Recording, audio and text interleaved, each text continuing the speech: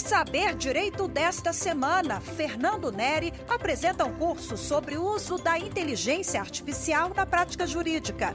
O professor explica as aplicações da IA em pareceres jurídicos, em cálculos e em provas periciais. Acompanhe a partir de agora a aula 2.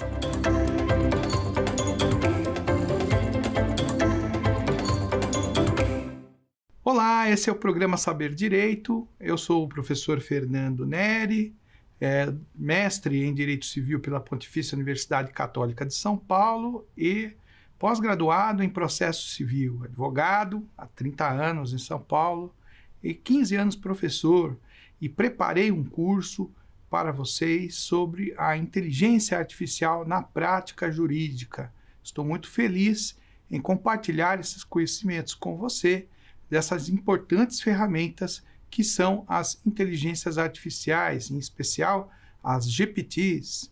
Na aula 2, a aula de hoje, na aula passada, nós falamos sobre os fundamentos introdutórios, os fundamentos da inteligência artificial.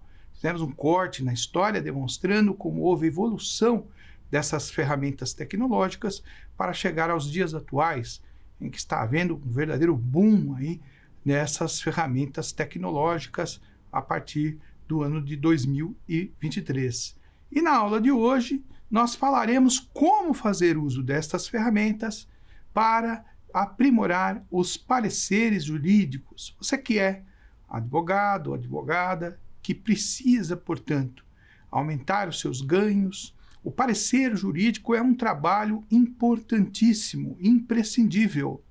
O parecer jurídico, nesta aula, como já estamos iniciando, o parecer jurídico ele é muito utilizado como suporte para a tomada de decisões em empresas de toda a ordem, entidades que o advogado é chamado.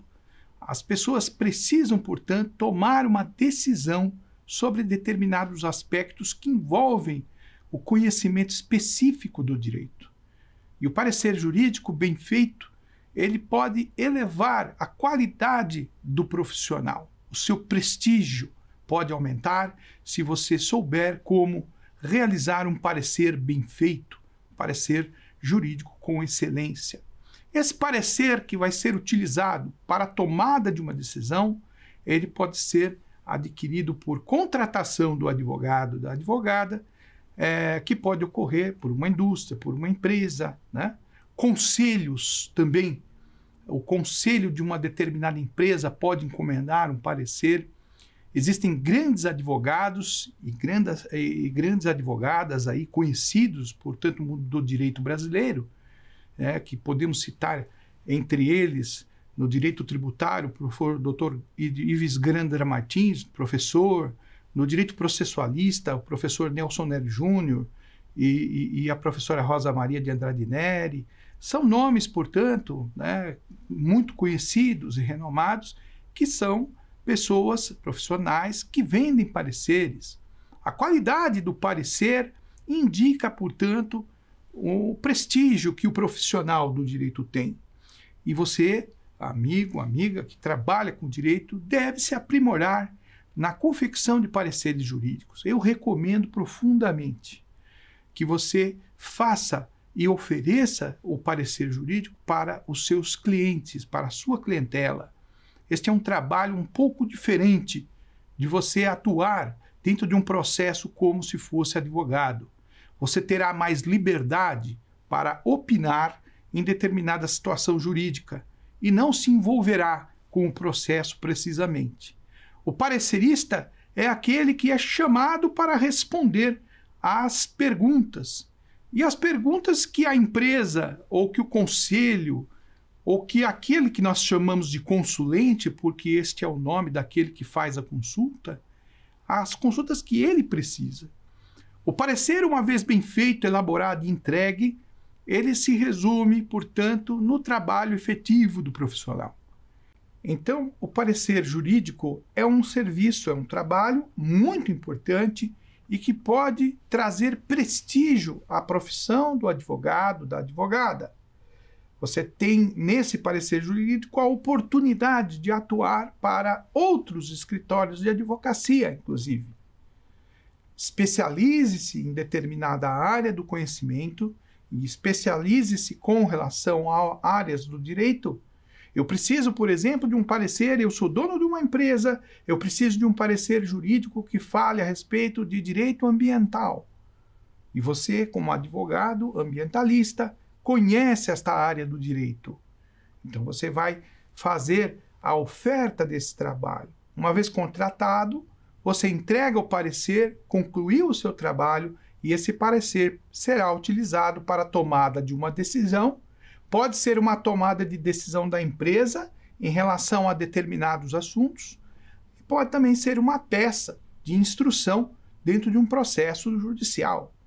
Como você pode perceber, há diversas maneiras do profissional do direito ganhar prestígio e autoridade naquilo que faz. Ele pode publicar artigos, ele pode também publicar pareceres jurídicos, vender e ofertar. A tabela de honorários da OAB prevê também um custo que, se não estiver expresso de forma categórica, pode ser expresso através das horas técnicas que você vai investir na construção de um parecer jurídico. O parecer jurídico, ele é portanto, um instrumento de carreira importante, que pode, inclusive, alavancar os ganhos do advogado. Os advogados pareceristas, eles têm uma notoriedade a mais quando este trabalho que é feito por esses advogados é um trabalho claro. Parecer, ele tem uma estrutura organizacional. Ele precisa ter uma estrutura, ele precisa ter um texto limpo, coeso, um texto sem repetições, um texto de forma clara e objetiva, que atenda aos quesitos, às perguntas formuladas pela empresa ou pela pessoa física ou jurídica consulente.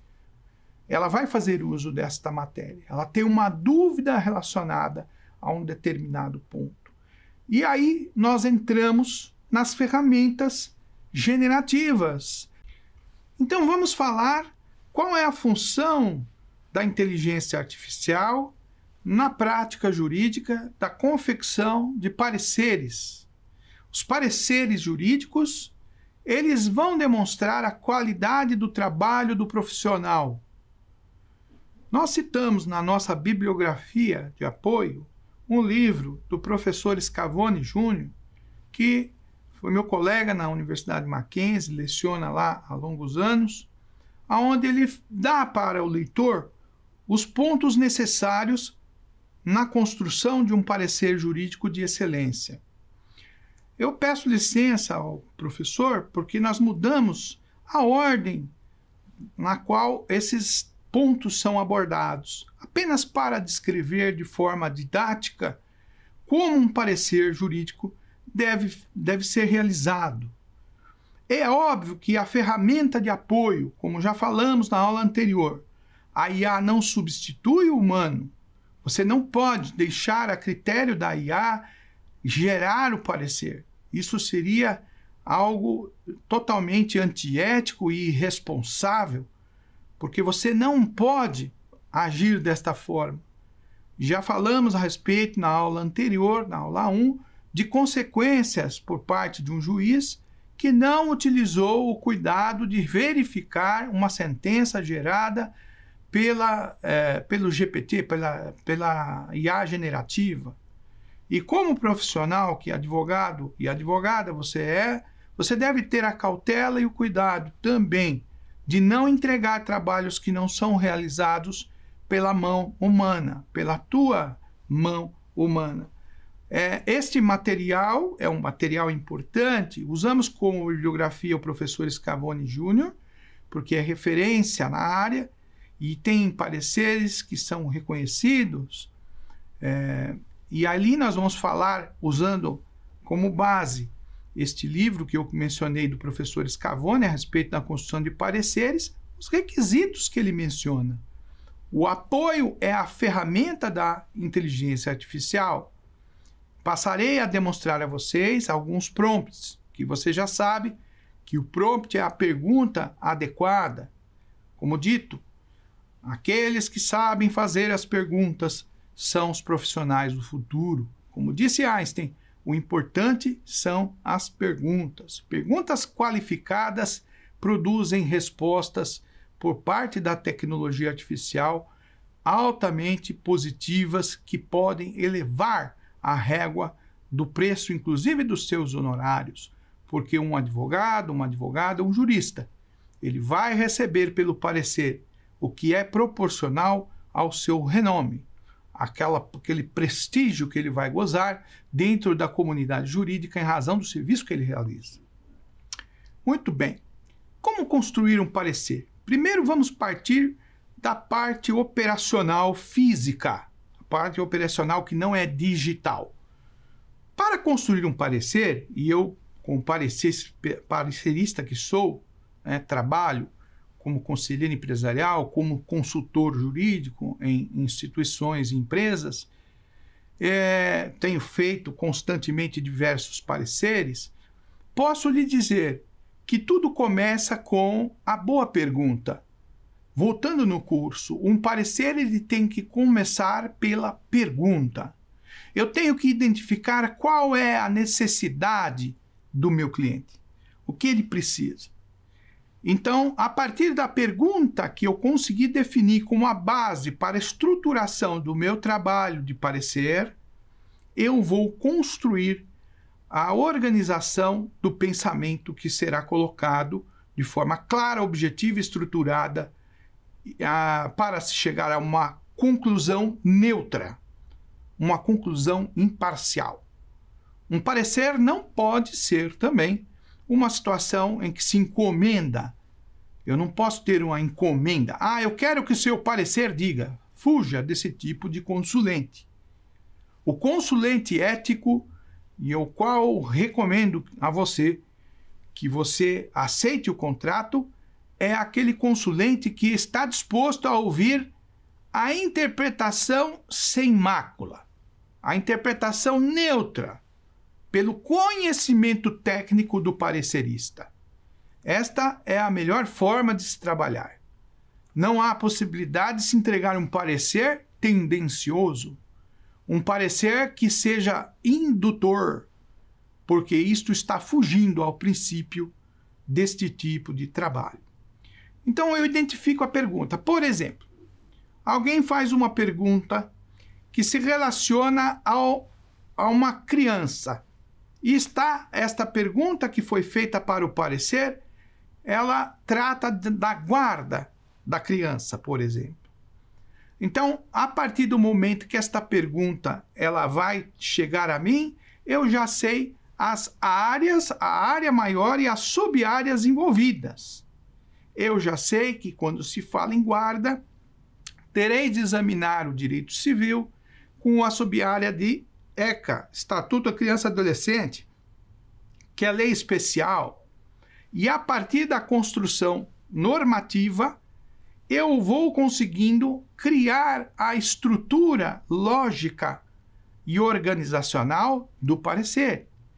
Muito bem, se eu já sei que eu tenho que pesquisar o assunto no direito civil, no direito de família, se tem lei especial que cuida também, que é o Estatuto da Criança e Adolescente, eu já estou desenhando os limites do estudo do parecer para ofertar uma resposta razoável.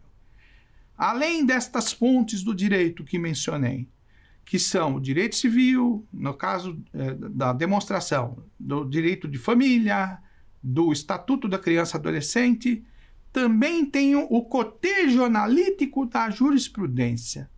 Eu vou verificar se aquela pergunta, se aquele questionamento tem algum precedente, se existe algum julgado de relevância, se há, por exemplo, uma súmula vinculante, uma súmula sugestiva, verificar se há dentro do repositório de jurisprudência do STJ, do STF, Ao fazer toda essa varredura destas consultas, eu estou mapeando as possíveis respostas para aquele questionamento que foi feito. Um bom parecerista jurídico, geralmente, ele se deparará com situações da seguinte forma. Quando ele começa a desenhar o parecer, ele tem uma compreensão da realidade do direito naquele ponto. E ao longo da construção do estudo do pensamento, ao se aprofundar, ele descobre algo novo, algo que ele não tinha o entendimento antes, porque aquilo foi aquinhoado através do trabalho, do estudo e da dedicação. Então, nós percebemos que o trabalho humano é um trabalho árduo, mas de que forma a ferramenta tecnológica ela poderá nos ajudar? Ela poderá nos ajudar através do seguinte ponto. Ela pode me ajudar a compreender se algum ângulo dos mencionados naquele parecer ficou faltando. Ela pode me ajudar a compreender e corrigir não apenas a ortografia, mas também a clareza daquele texto que está expresso. Ela pode me ajudar a traduzir o parecer numa linguagem neutra, retirando, portanto, argumentos retóricos na fala, na discussão, que possam causar uma compreensão errônea do que se pretende. É muito interessante e muito útil esta ferramenta, senhores. Doutores, quando você constrói o parecer e você coloca as perguntas para a ferramenta, a fim de fazer uma análise, e isto é uma conduta que se deve ter de forma cotidiana para o advogado e para a advogada de excelência, não apenas você consegue identificar os pontos de estresse na fala, como também você consegue neutralizar, às vezes, situações escritas que transferem algo dos seus sentimentos, das suas emoções, que não contribuem com o trabalho. Seu trabalho tem que ser um trabalho neutro, técnico, extremamente claro e conciso, na busca de dar para quem lê uma situação de segurança em relação à tomada de decisão. Aquele que ler o seu parecer, que está bem escrito, que está coeso, claro, dentro desses aspectos que acabamos de mencionar, ele, ao término desse parecer, ele terá a sensação, e vai ter essa tradução, de que realmente pegou um trabalho robusto e firme, capaz de convencê-lo a tomar uma decisão nesse embasamento. É por óbvio importante que se diga que a decisão não pertence ao parecerista. Pouco importa qual é a decisão que o consulente vai tomar, mas muito importa a qualidade do trabalho, a neutralidade, a imparcialidade, a precisão com que as coisas foram colocadas preto no branco pelo profissional do direito. Conservando em mente que você não é um trabalho de fim, mas de meio, você vai, com certeza, executar um parecer jurídico de altíssima qualidade. Esta é a finalidade de ensinar a prática agora de como colocaremos isso no ChatGPT ou Gemini, Copilot, enfim, qual for a tecnologia que você for utilizar de inteligência artificial para aprimorar o seu conhecimento. Então, nós temos aqui pontos importantes, como mencionamos, dentro da ordem do livro do professor Scavone. Professor Scavone, nosso amigo, querido professor, deixo aqui o nosso abraço e incentivo o consumo de sua obra porque é de qualidade. Eu vou inverter a ordem, professor Scavone Júnior. Eu vou colocar como primeiro ponto para um parecer de qualidade a organização e estrutura desse parecer, que tudo começa com a identificação da necessidade que o consulente tem. a pergunta. Então, o consulente vai chegar para você e vai fazer uma pergunta. Essa pergunta ela vai vir toda desajeitada, né? Muitas vezes porque a pessoa não sabe expressar de modo técnico aquilo que ela necessita. Então, é evidente que vai vir nessa pergunta, pode vir várias situações que não são relevantes. Então, você vai fazer um filtro nessa pergunta e vai tornar essa pergunta clara, objetiva e coesa. Pimba, eu quero isto, ponto. Aí você transforma isso numa pergunta e você terá o quesito formulado. O parecer pode ter diversos quesitos. 1, 2, 3, 4, 5, 6, 10. Isso não é indiferente. Os quesitos são as perguntas que você vai, a partir dali, construir o seu trabalho. Então, a organização e a estrutura, para mim, vem como primeiro. O requisito citado, primeiro lugar. Depois, fundamentação jurídica. Estrutura já defini. Definir quesito das perguntas, quais serão respondidas, área de conhecimento, eu vou definir qual é o escopo da área que será estudado, né? O Código Civil, o Código de Processo Civil, eu defini o escopo, leis especiais, defini o escopo, jurisprudência, os melhores pareceres devem ter tudo isto, lei, jurisprudência, né? Se tiver súmula a respeito, esgote o assunto. Seja o mais exaurível possível. Cite todas as fontes prováveis para que um jurista, quando ler o seu fundamento, do seu parecer, entenda que você tem um profundo conhecimento. E se você não sabe todas as nuances, você pode pedir ajuda da máquina. Nada errado em você pedir ajuda, desde que você não faça da máquina as suas pernas. Você pode perguntar à máquina, dizendo que você já examinou, né? Olha aqui, eu vou colocar no chat box lá o prompt e falo, já examinei o direito civil, já examinei o ECA, já examinei o Código Civil, tudo. Tem alguma outra área ou fonte do direito que eu possa examinar? Ele vai te dizer, dentro do escopo daquele quesito.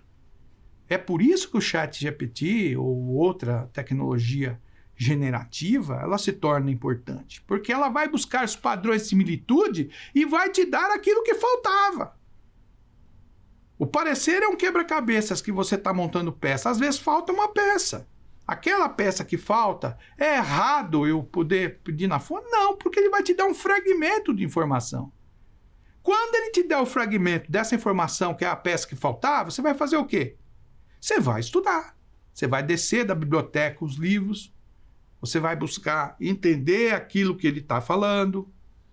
Esse é o trabalho de quem usa a ferramenta como apoio. E vai introduzir um conhecimento seu dentro da peça. Veja só como ele está ganhando corpo. Então, primeiro elemento, organização e estrutura. Construir quesitos, verifiquei a área do conhecimento humano. Segundo quesito, fundamentação jurídica.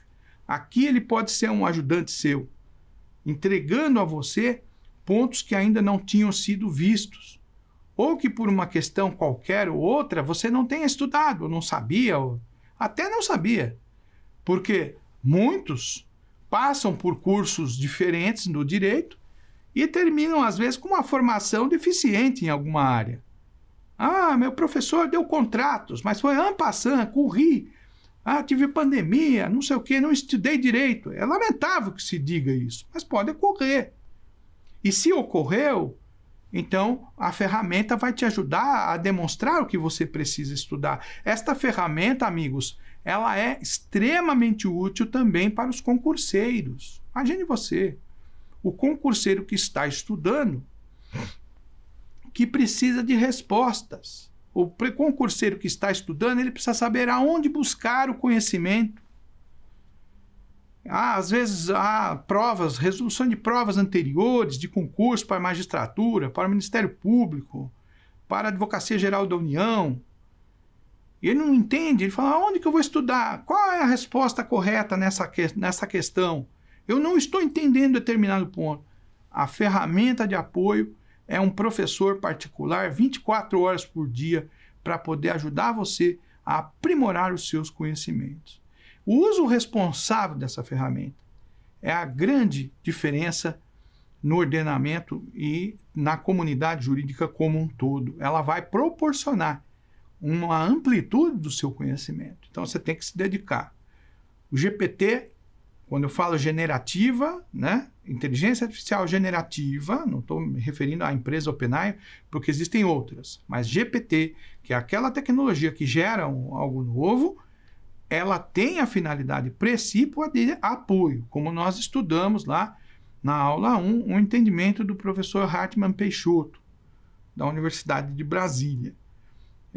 No material que nós colocamos aqui disponível para a TV Justiça, nós deixamos ali as fontes desses materiais, tá? E ao final do curso, nós teremos ainda a menção de um livro para aqueles que querem ampliar os horizontes desse entendimento. Voltando ao ponto de estrutura do professor Scavone Júnior. Organização e estrutura do parecer, transformação do quesito, identificação de áreas, busca de jurisprudência, exaurir matéria a respeito do tema. Pronto, exaurir. Terceiro, neutralidade, que seria o que nós chamamos de imparcialidade. Eu não estou escrevendo um parecer para convencer alguém aquilo que eu acho. Eu estou escrevendo um parecer para demonstrar a alguém uma posição conforme o ordenamento jurídico, para que ele entenda quais os efeitos existirão na tomada de decisão a respeito daquele tema. Então, a decisão e a responsabilidade pelos efeitos jurídicos de tomar ou não a decisão é do consulente. E é muito importante que se diga isso, porque tive já a oportunidade de trabalhar em processos em que se questionava profundamente se o parecerista jurídico teria responsabilidade por um contrato firmado que estava sendo questionado pelo Ministério Público em uma ação de improbidade administrativa. E a nossa resposta e a nossa atuação, que com muita luta foi uma atuação que teve êxito, foi no sentido de demonstrar que o parecer não tem cunho decisório, o parecer tem cunho opinativo. A decisão que é tomada com base no parecer, ela é sempre da responsabilidade de quem decidiu.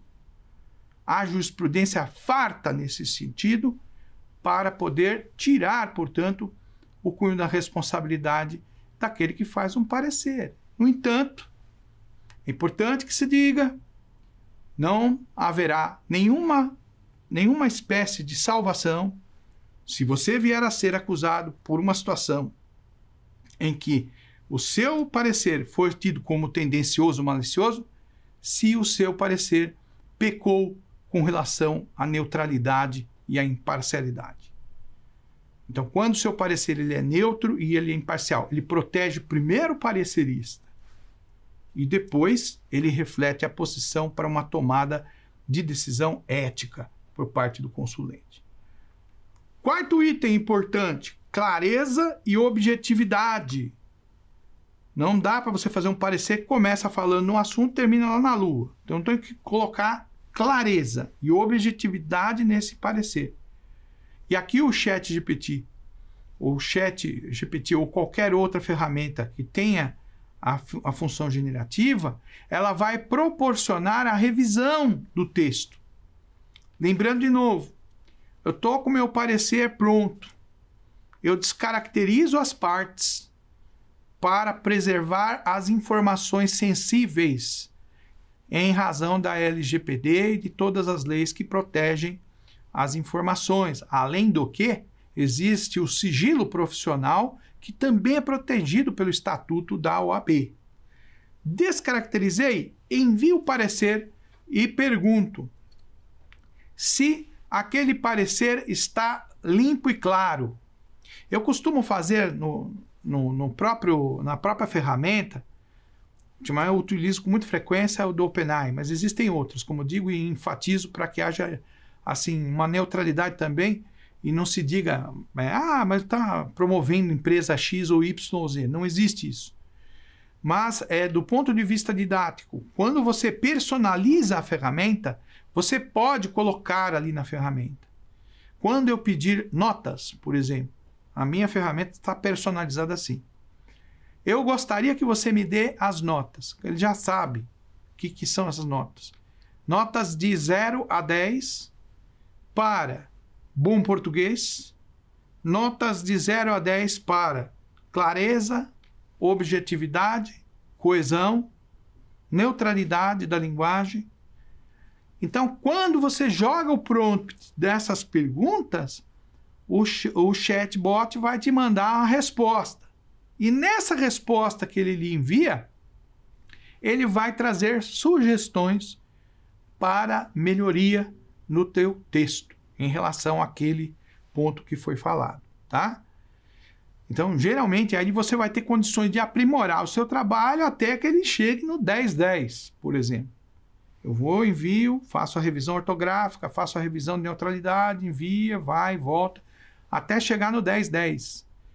Que aí o seu trabalho ele vai ter uma clareza, uma precisão e detalhamento, outro ponto importante que está na estrutura do professor Scavone, precisão e detalhamento.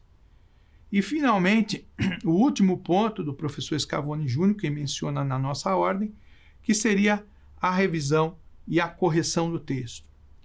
Não sei se você já viu ou percebeu, mas uma pessoa que mal escreve, né, que mal lê, né, que não sabe falar, ela acaba sendo vista como um péssimo profissional. Profissional, principalmente do direito. Tem que saber ler e escrever de modo adequado. Imagine você uma escrita totalmente errada, concordância verbal, ponto e vírgula, né? Palavras que não têm sentido, ou até a grafia na ortografia mesmo errada. Quando você faz um trabalho bem feito, e nós já estamos partindo para a conclusão do parecer jurídico, quando você faz um trabalho muito bem feito, é de lei, né? É de lei que esse trabalho passe pela revisão ortográfica. Eu preciso passar não apenas o corretor ortográfico, mas também necessito verificar pela inteligência artificial, e aqui nós vamos recomendar a vocês que façam os pacotes pagos, né? Porque esses serviços, embora sejam não muito caros, eles vão ter muito mais recursos pelos pacotes pagos. Os pacotes pagos vão permitir você uma infinidade de situações, né? Eu posso enviar um PDF, esse PDF ele vai fazer a leitura do PDF sem limite, por exemplo, de páginas. Eu posso, com o serviço pago, ter uma quantidade infinita, aí, quase infinita, de plugins que permitem não apenas produção de imagens, criação de imagens, geração de vídeos, né? Geração de um monte de situações que podem servir para a advocacia. São muito úteis. Quando nós imaginamos a possibilidade de criar um vídeo, por exemplo, um vídeo onde nós possamos ali explicar uma planilha, explicar um relatório de andamento processual. Isso não existia há tempos atrás. Hoje já tudo está à nossa disposição pelos planos pagos. Dependendo da ferramenta, todas têm sido muito boas, bem faladas. Eu opto por uma, mas tem outros que optam por outra. Enfim, procure explorar para verificar o melhor custo e benefício, a fim de que você integre isso ao seu trabalho diário, sua rotina diária. Voltando à correção de texto. Trabalho bem escrito é coisa fina, né? Trabalho bem escrito é coisa fina.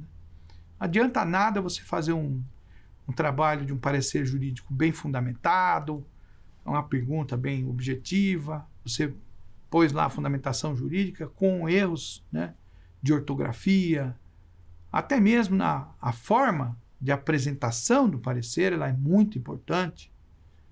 O parecer ele deve ter um formato limpo, um formato robusto.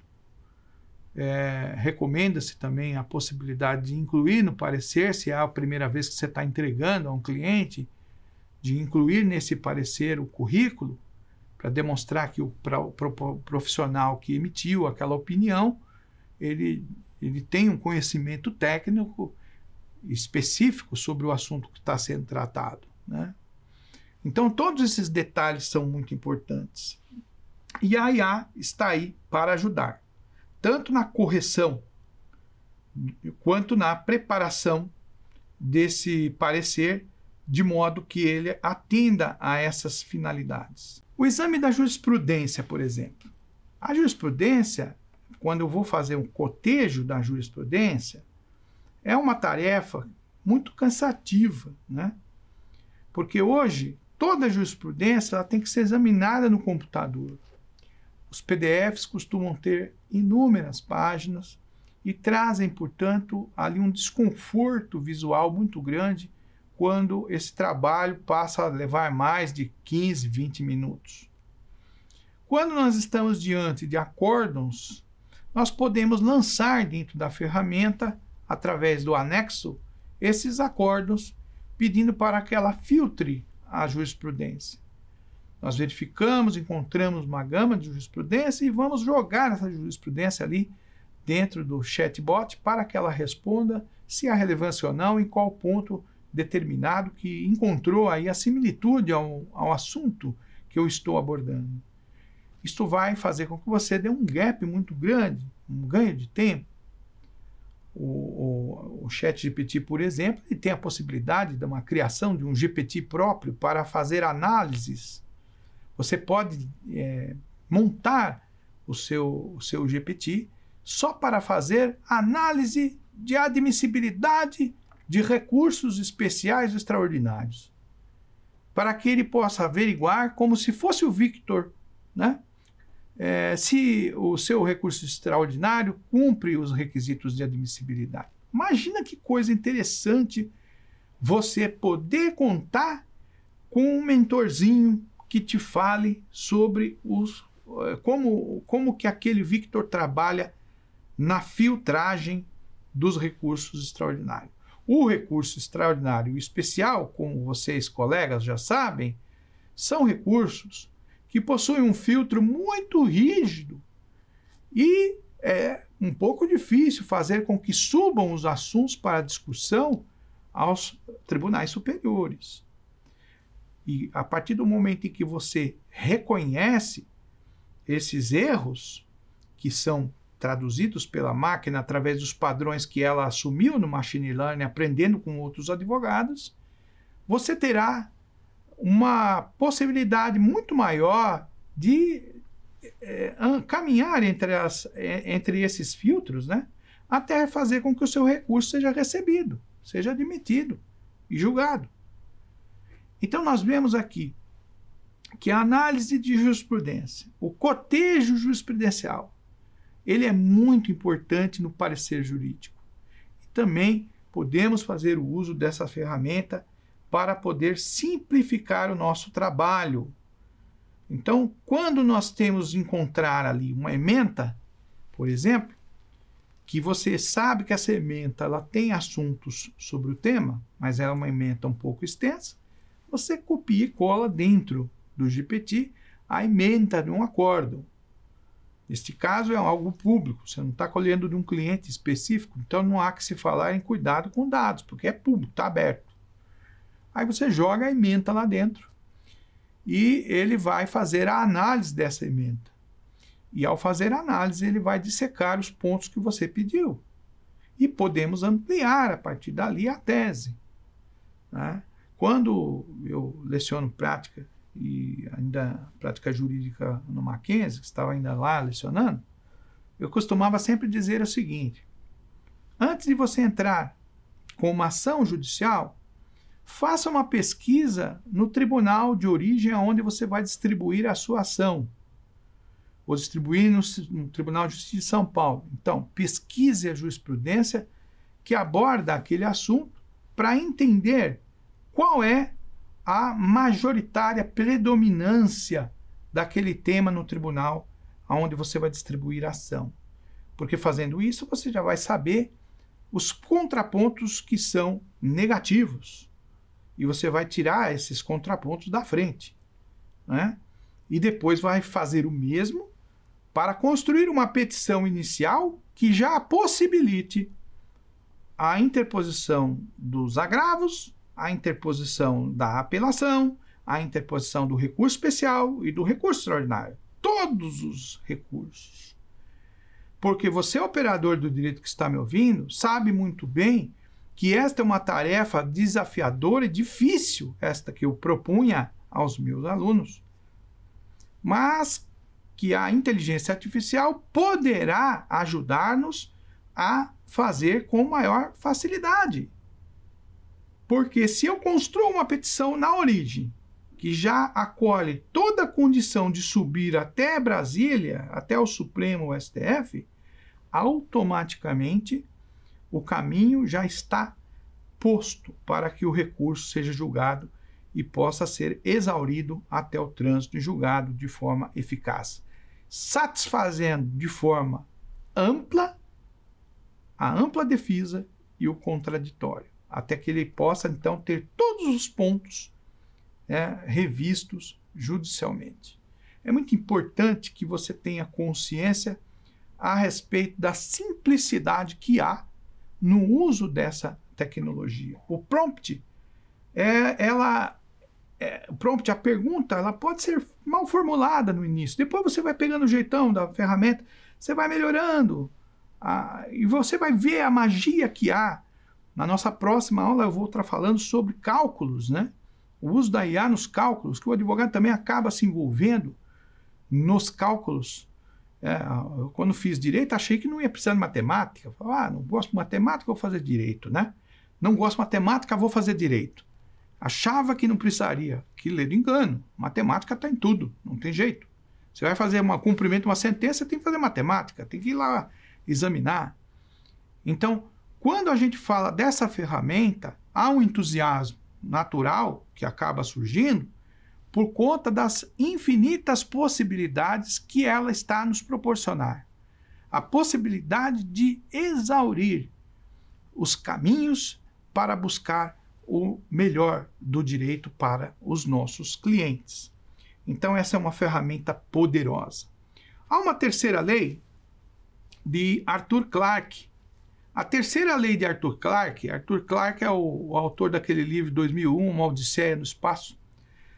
Esse autor diz o seguinte: qualquer tecnologia suficientemente avançada é indistinguível da magia. Olha que interessante essa frase. Esta frase ela traduz a inteligência artificial generativa.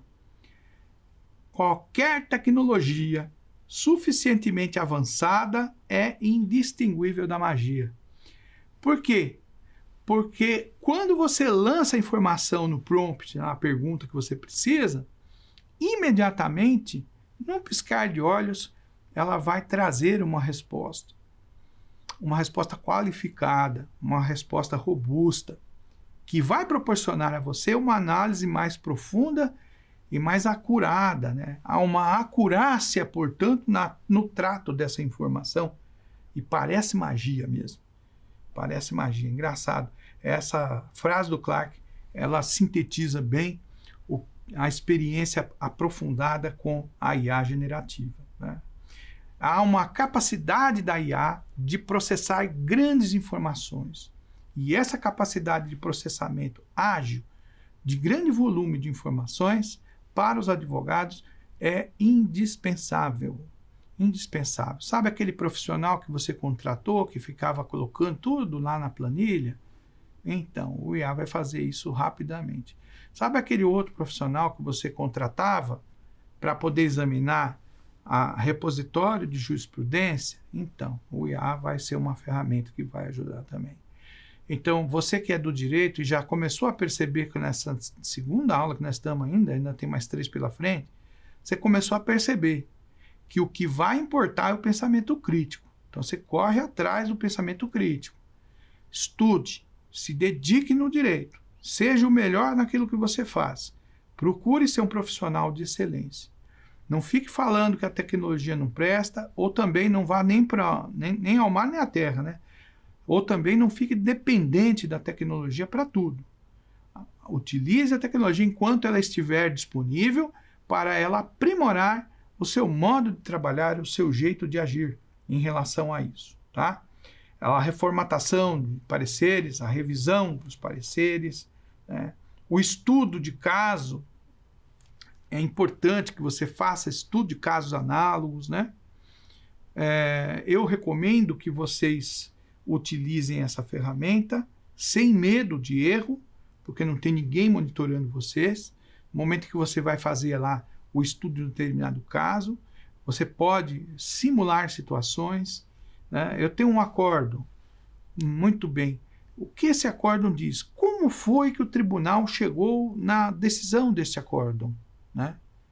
Ponto. Quais as teses que eu devo articular para poder, para que o leitor do meu trabalho entenda melhor a solução do determinado acórdão? Esse posicionamento é majoritário? E esses são prompts interessantes que vão trazer respostas significativas para a melhora do meu trabalho, né? Do seu trabalho.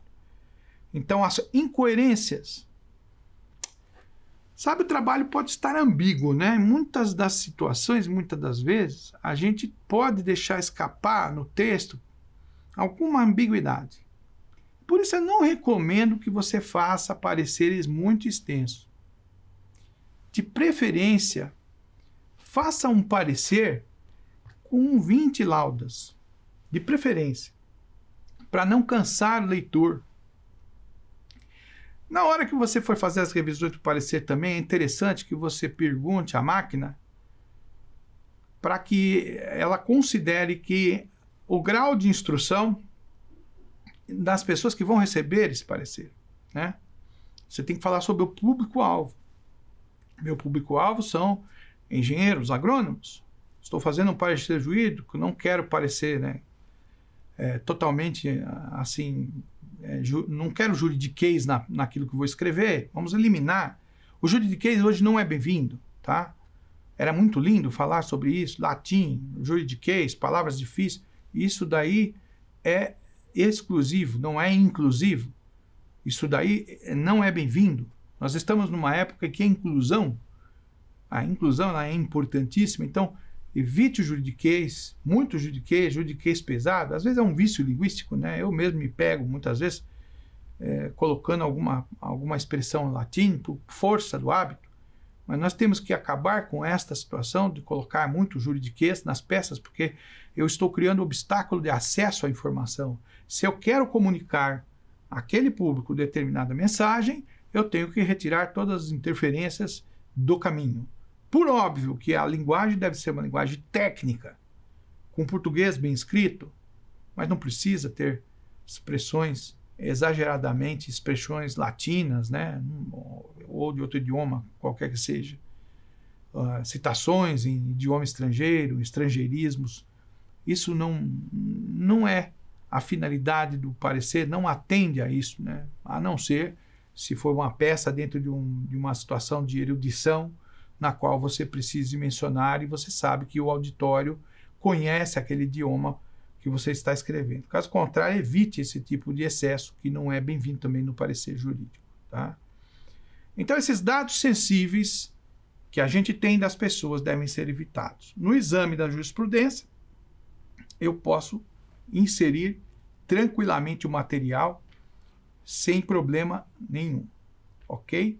Então, agora encerrada essa segunda aula, vamos para o nosso quiz.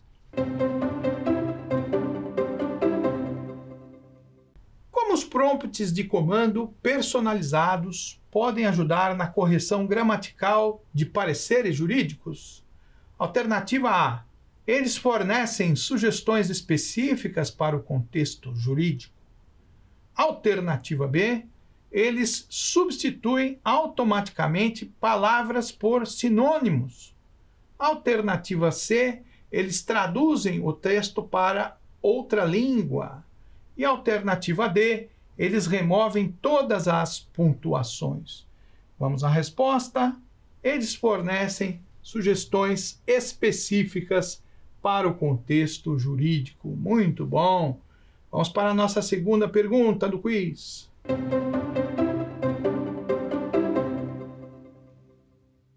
Como a IA pode auxiliar na análise de jurisprudência? Letra A. Fornecendo traduções automáticas de textos jurídicos. Letra B. identificando precedentes relevantes e destacando pontos chaves. Letra C, realizando entrevistas com clientes. E letra D, escrevendo pareceres automaticamente sem supervisão. Vamos à resposta? Identificando precedentes relevantes e destacando os pontos chaves. Evidente que a inteligência artificial não está ali para fazer o trabalho todo por nós. Ela é uma ferramenta de apoio, como já dissemos. Mas, sem dúvida nenhuma, a análise rápida e eficaz da quantidade de volume de pareceres, melhor dizendo, dos acórdãos, que são muitos que nós teremos que fazer a leitura, ela vai trazer um ganho extraordinário de tempo e de qualidade na nossa pesquisa de jurisprudência.